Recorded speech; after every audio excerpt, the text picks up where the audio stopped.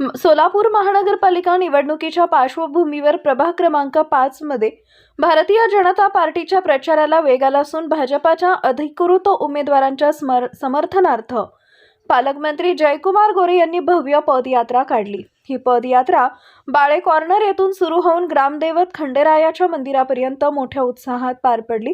या पदयात्रेत भारतीय जनता पार्टीचे अधिकृत उमेदवार बिजू प्रधाने, मंदाकिनी तोडकरी, अलका भवर व समाधान आवळे हे उपस्थित होते। तसेच प्रभागातील नागरिक, महिला, युवक व भाजपचे पदाधिकारी मोठ्या संख्येने सहभागी झाले होते। संपूर्ण मार्गावर ठिकठिकाणी नागरिकांनी पदयात्रेचे स्वागत करत उमेदवारांना पाठिंबा दर्शवला। पालकमंत्री जयकुमार गोरे यांनी पदयात्रेच्या शेवटी बाळे येथील ग्रामदैवत खंडेरायाचे दर्शन घेऊन पदयात्रेची सांगता केली।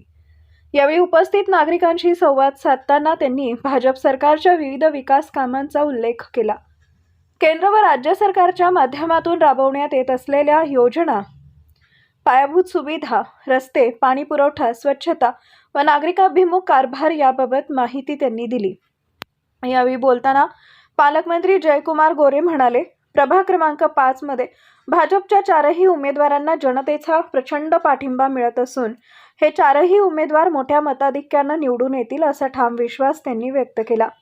या पदयात्रेमुळे प्रभाग 5 मधील भाजपच्या प्रचाराला मोठं बळ मिळालं असून निवडणूक वातावरण अधिक तापलंय। भारतीय जनता पक्षाचे सगळे नेते कार्यकर्ते एकत्र काम करत आहेत आणि ज्या पद्धतीचा माहोल सुरुवातीच्या कालखंडामध्ये तयार करायचा प्रयत्न केला तो नेरेटिव्ह कधीच मोडून पडलेला आहे आणि या शहरामध्ये भारतीय जनता पक्ष सोडून फार कुणाचं अस्तित्व आता दिसत नाही। निवडणुकीमध्ये समोरचे पक्ष आपण बघता की कागदावर उमेदवारी आहेत, बाकी सगळ्या गोष्टी आहेत, पण जनमानसामध्ये भारतीय जनता पक्ष आहे आणि भारतीय जनता पक्षाच्या सोबत या शहराचा विकास होऊ शकतो हे लोक समजून घेतात।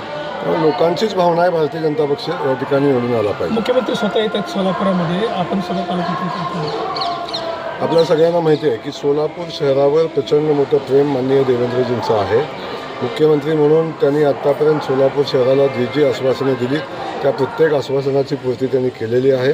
सोलापूर शहराची विमानसेवा गेल्या अनेक वर्षापासून रखडलेली विमानसेवा चालू झाली, गोव्याला चालू झाली, मुंबईला चालू झाली आणि उद्या येऊन ते सांगतील की आम्ही तिरुपतीला चालू करतोय, बेंगलोरला चालू करतोय। या शहराला जगाशी जोडण्याचं सगळ्यात मोठं काम आदरणीय देवेंद्रजींनी केलं आणि त्यातून आपण बघतो की आता या शहरामध्ये खूप मोठा विकास होईल आणि या शहरातल्या सगळ्या उद्योग व्यवसायांशी या देशातले व्यापारी जोडले जातील या माध्यमातून। आणि या भागात जे देवस्थान आहेत म्हणजे अगदी तुळजाभवानी असेल, सिद्धेश्वराचं स्थान आपल्या सोलापूर शहरातलं असेल किंवा विठुरायाचा नगरी आपण बघितली, अक्कलकोट या ठिकाणी आहे, या सगळ्या देवस्थानांना लोकांच्या भावना आहेत आणि याही लोकांना येण्या जाण्यासाठी आता सोपं गणित झालेलं आहे। त्यासोबत आपण बघितलं पाण्याचा विषय शहराचा सुटतो आहे।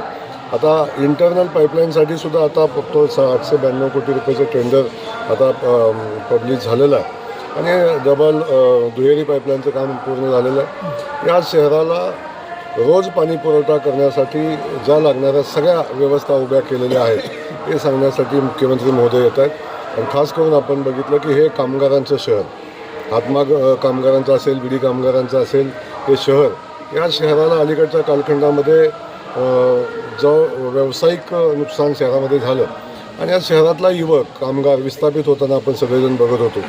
या शहरातल्या उच्च शिक्षित आणि शिक्षित युवकांच्या हाताला काम देणं, या ठिकाणी या शहराचं वैभव वाढवणं, या शहराची समृद्धी वाढवणं या दृष्टीनं कशाची आवश्यकता आहे तर खऱ्या अर्थानं MIDC सोबत IT पार्कची आवश्यकता होती।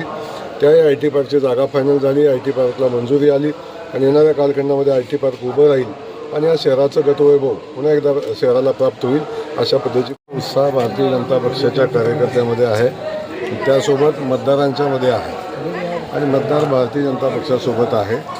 खंडोबाचा आशीर्वाद घेण्यासाठी आम्ही सगळे उमेदवार आणि सगळे कार्यकर्ते या ठिकाणी आलो आणि मी नक्की सांगतो प्रभाग 5 मधले भारतीय जनता पक्षाचे चारी उमेदवार खूप मोठ्या फरकानं निवडून येतील।